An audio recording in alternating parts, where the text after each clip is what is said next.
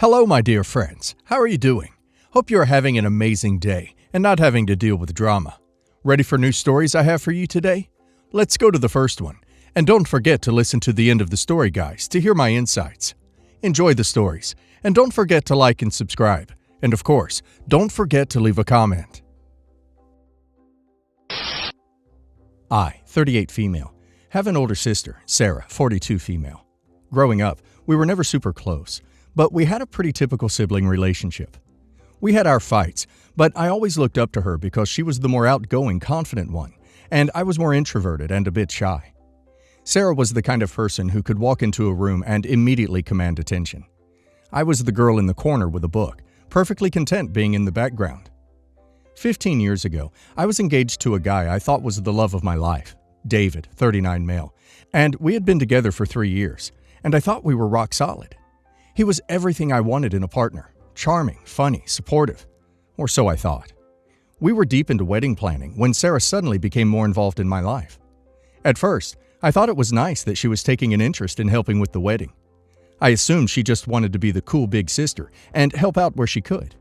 Little did I know, her intentions were far from innocent. I started noticing how Sarah and David interacted at family gatherings. At first, I brushed off the flirty comments and playful touches as just Sarah being Sarah. She's always been a flirt, and it's never bothered me. But over time, things escalated. They started spending more time together, planning surprises for me, and Sarah would often talk about how David and she just clicked. The sinking feeling in my stomach started growing, but I didn't want to believe that my own sister could betray me like that. About 3 months before the wedding, David sat me down and told me he couldn't go through with the wedding. He said he had developed feelings for someone else, someone he connected with on a deeper level. I was heartbroken, and my entire world shattered in that moment. And then he told me who it was. Sarah, my own sister. To say I was devastated would be an understatement. My sister, the person who was supposed to be there for me, had stolen the man I was going to marry. I confronted Sarah, and she was unapologetic. She told me that David was meant to be with her, and that I needed to accept that their love was real. I couldn't even look at her for months after that, and our relationship was essentially destroyed. David and Sarah ended up getting married about a year later, and I had to watch from the sidelines as they built the life I thought I was going to have. For years, I was in pain. I won't lie, I was bitter and angry. I went through a long period of healing, but eventually, I got over it. Therapy helped, but more importantly, I realized that if David could be stolen by my sister, he was never truly mine to begin with.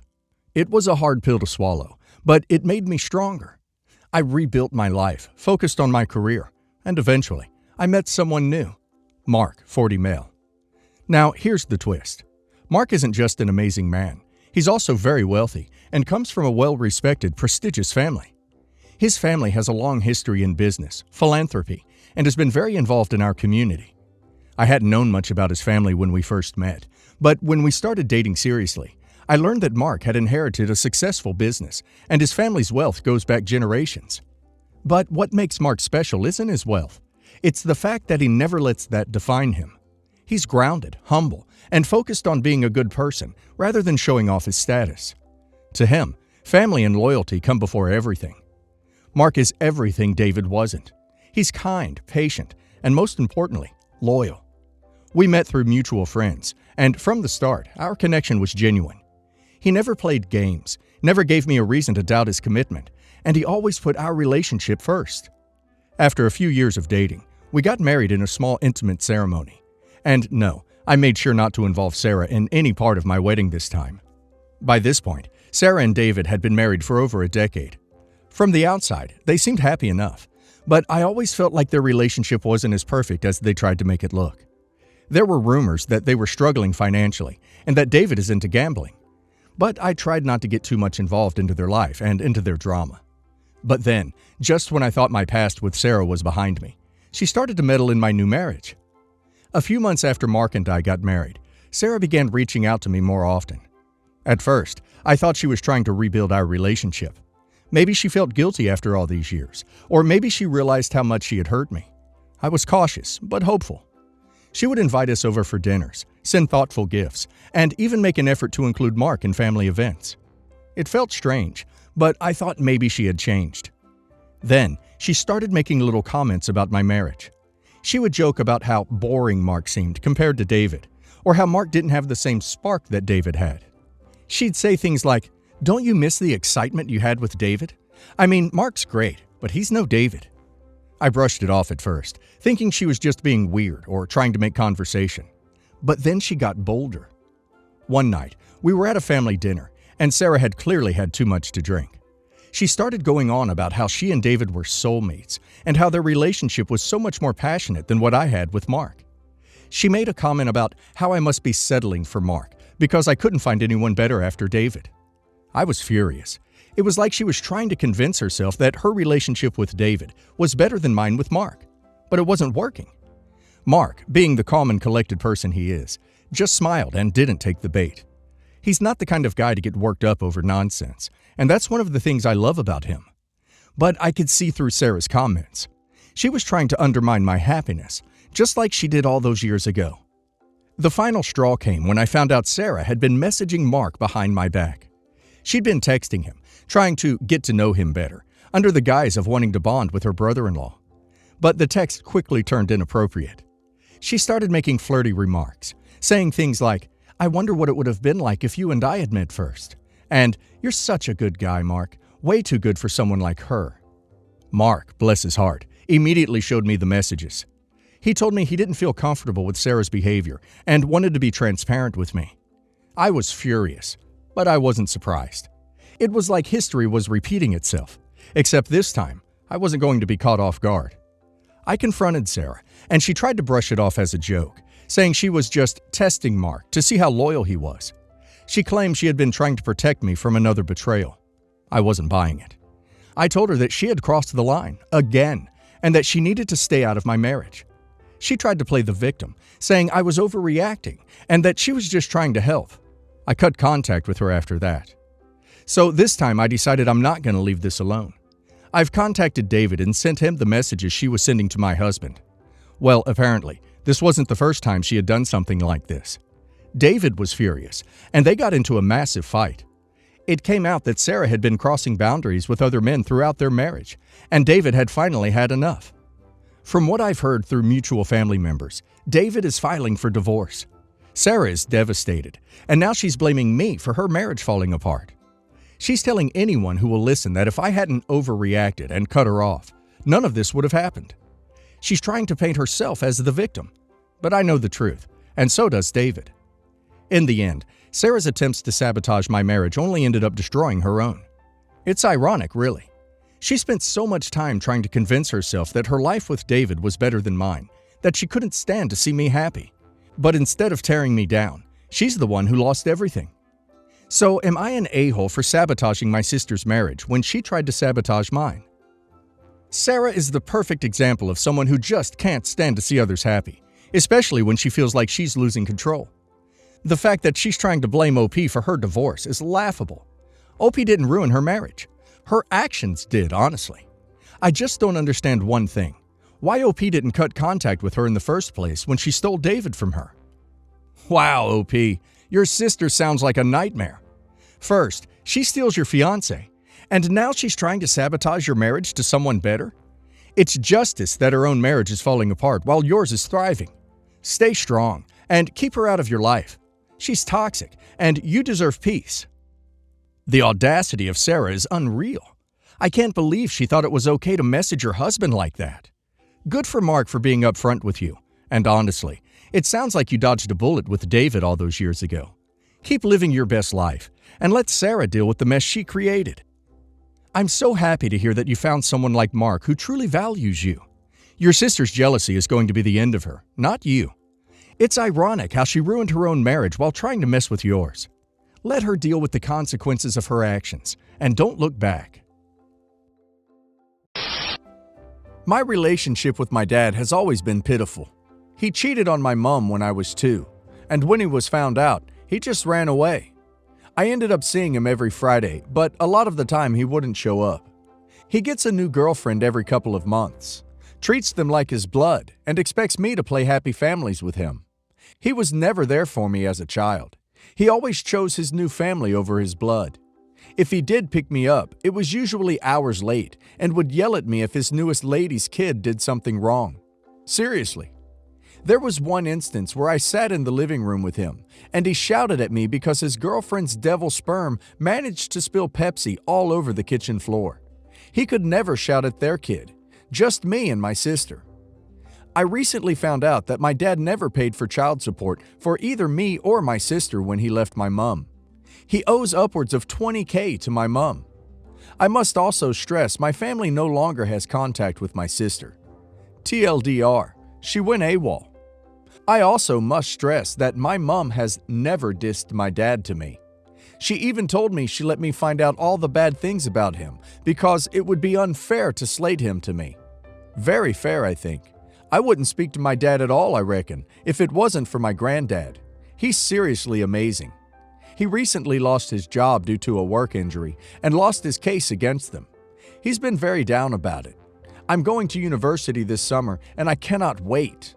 My mom, stepdad, uncle, grandparents, and a few others have helped out financially, which I cannot thank them enough for. I have never asked them to help out, and for me, starting university rather late, it really means a lot. My dad keeps telling my mom he will help out, but always says he's skint. That's understandable. He's got no job.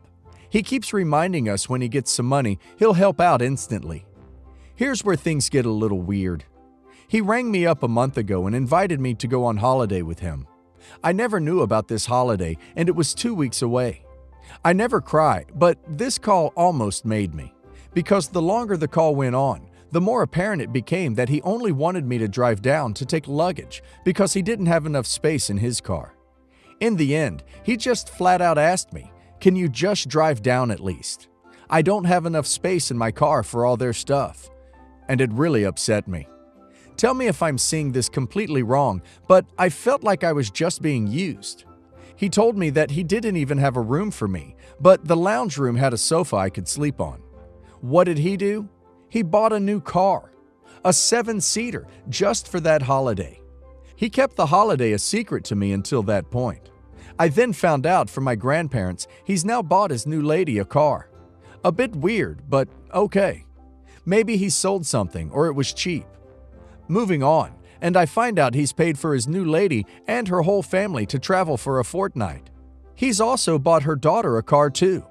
He's got a new drum kit too, worth several thousand, and this was when I decided it was enough. For a guy who told me and my mom he's struggling to find money so he can eat, this is off. My mom has asked again and again if he's willing to contribute, and he gives the same answer. Yes, but I have no money. It's not the money that's the problem here. It's just the shadiness of him. I could post more threads about my dad, but I want to focus on the current problem. Here's just a short few bullet points on some previous incidents with him. If you want to know any more about them, just ask. We found out he has had up to 4 other children. Me and my sister only found out we had an older brother and sister when I was 16, and that was through a friend of his. We don't know about the others. His parents don't know about any other children. He's never supportive. I recently released some music, and he just doesn't like it and wouldn't listen to it in the car anytime. That's okay. Not everybody is going to like it, but there's no constructive criticism. He just flat out says it's bad. He ruined my 21st birthday. I went for a meal with my family, and he shows up with his new girlfriend who wasn't invited. We get along, but he found out my car had broke down. He blamed me for it, despite the fact that a mechanic friend of our family thought he had fixed it. He wouldn't let it go. He was sat next to me and kept turning to me and having a go at me quietly about it and calling me a moron, a D-head, and an idiot. This went on all night. It was sly digs too, like, "Don't forget to order your food like you did to fix your car." Insert insult here. I told him how I felt about this incident, and we've really not been the same since. That did make me cry. I constantly feel like that son he has to see. I mean, how am I any different to the other kids he's just essentially ditched? If I was never introduced to his parents, would they even found out about me? I just can't get on with him at all, and I think I want to cut him completely out of my life. I want to know how I should approach him. It would be awkward to cut contact with him because often he's at my grandparents' and I love them to bits. Also, I left a lot of issues with him under the rug when I was young. A lot of those issues are still bothering me today. I mean, when I go to see him, he always had the football on. It'd be a taped match if it has to be, but just falls asleep, shuts down any conversation I try to have, and we sit in silence. It's great when he's not there and it's just my granddad. However, when his newest mistress is over, oh good God, he won't shut up. Everything is so jolly and here's the son he's so proud of. Any advice here would be great. Your dad's an a-hole. I would cut contact with him completely and make it clear that you want nothing from him, and you will also not be doing anything for him. If you have to see him sometimes because of your grandparents, that blows. But if that's the only thing, then maybe you can deal with it. Do not ever feel guilty about this. The man clearly doesn't give two craps about you, and you are well within your rights to adopt the same attitude. Am I in the wrong for feeling like this isn't okay? My mostly, husband is enmeshed in his family. He's like his sister's and mother's surrogate husband. Mother-in-law's husband, their dad, is a deadbeat and not really a factor in their lives, except for money. Mother-in-law can't afford to be divorced, but he does not come home. Sister-in-law's boyfriend has been in the picture for years, but because sister-in-law hates marriage, she is perfectly content with leaving things as they are, where she helps with his business, but he does nothing except shoe her horses. Dear husband sends money home every time a bill needs paid and when his mom asks, and has put tens of thousands of dollars on rebuilding sister-in-law's truck so that they can sell the truck that he co-signed for because sister-in-law's credit was bad. We've been married almost 2 years, been together on and off for almost 7. Our relationship is decent at best and tumultuous at worst, especially when it comes to his family. I don't have a healthy mindset of what a family looks like because of my own family struggles, but this is getting to be too much. He says that this is completely normal for families that are super close to each other to be able to help each other out with finances and live pretty much on the same property. When he talks about it with them, it's always we, with exclusions of me in that conversation.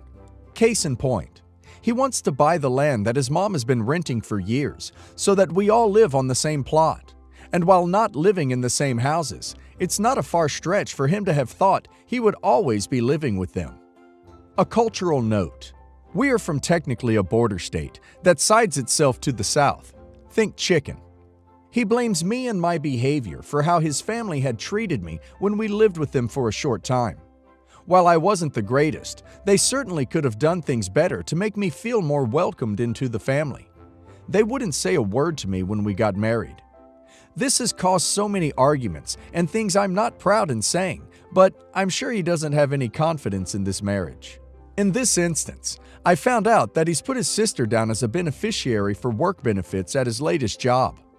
I set up the benefits for his last job with me being primary beneficiary with 100%. He comes through it a few months later and changes it to having 50-50 split between me and her. I imagine this split is the same, but this time he didn't even tell me. I had to find out about it. Why is it okay in his mind to think about taking care of his sister who is going to be in her 30s soon, and not his wife too? Or thinking he can take care of both at the same time? My mind is just blown. It's just always something between the two of them. And he's like, she's my best friend, has been my whole life. Well, what's the point in being married to me? I guess I need validation or something in thinking that this isn't okay to do to your spouse when you exchange vows. He should marry his sister then, and let you go find a real husband.